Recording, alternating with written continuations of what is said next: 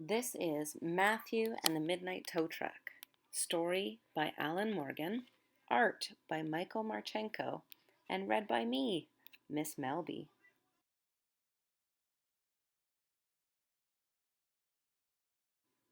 One night, when Matthew was counting his cars, he discovered that one of his vans was missing.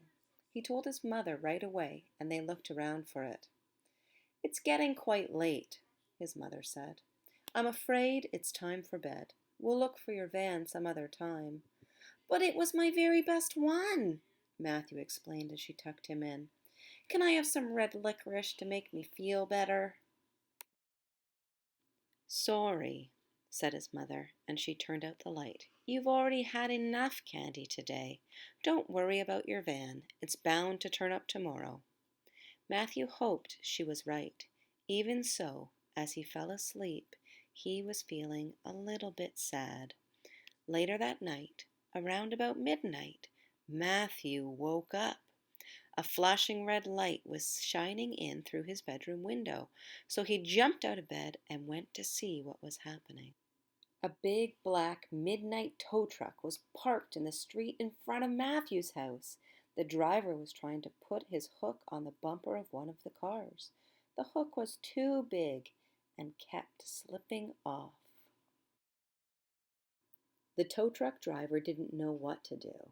Then he looked up and caught sight of Matthew's face looking down from the window. "Hey, kid!" he shouted. "Come on outside. I need some help." Matthew went outside. The midnight tow truck driver was waiting for him. He slapped Matthew on the back. "Glad you could make it, kid," he said. "This job is going to take the two of us. Grab the hook for me, will ya?"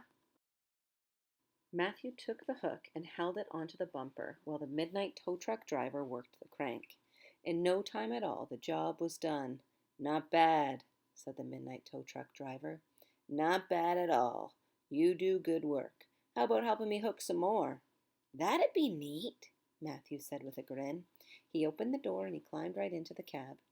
So Matthew and the midnight tow truck driver went all around town together.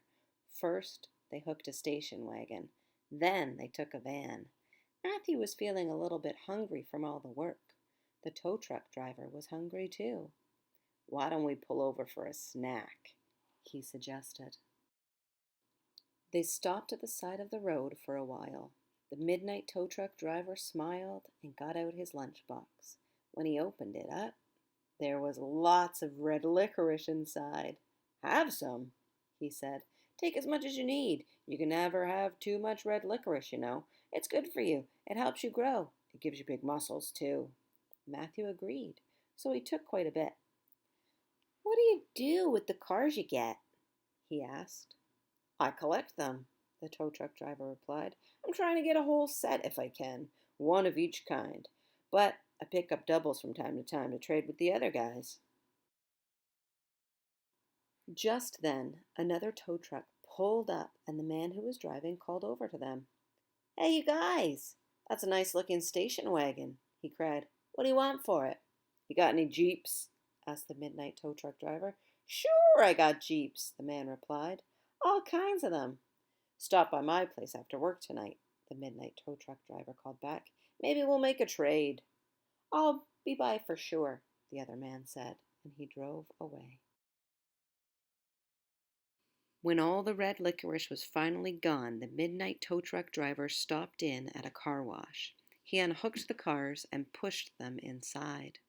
When he was through, he opened a secret door on the wall, and Matthew saw a special button there. "What's the button for?" he asked. "It makes the car wash shrink the cars," said the midnight tow truck driver, and then he reached up and pushed it. The car wash started. Water splashed, and all the big brushes began to spin. Special secret shrinking soap squirted out of some nozzles. Sure enough, when all the cars came out again, at the other end, they were shrunk down to pocket size. The midnight tow truck driver picked them up and dried them off with his handkerchief. He grinned at Matthew. "Listen, kid, I'll tell you what. You helped me hook 3 cars tonight, so why not just keep one yourself? You can take it home as a souvenir. What do you say?" Matthew said it was okay with him. He chose the van and tucked it away in his pocket. It was almost morning, so they drove back to Matthew's house. I was just thinking, Matthew said. My mother has a car. You might tow it away by mistake some night. Kid, I'd never, said the midnight tow truck driver. But, just to be safe, you should put a stick of red licorice under the wiper. I'll know it's yours, and I'll leave it alone. Matthew said that he'd do it all right. And then he said good night, and he went back upstairs to bed.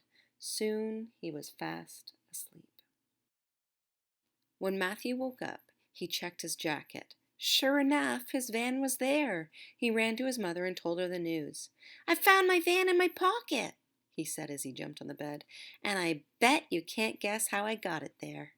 Matthew was right. His mother could not guess, so he had to tell her the whole story. She was very impressed. You certainly were busy last night, she said. The midnight tow truck driver sure hooks a lot of cars, but you don't have to worry about ours, Matthew said, and he explained what they had to do. I guess we need red licorice after all, his mother agreed. Yes, we do, said Matthew, and he gave her a great big hug.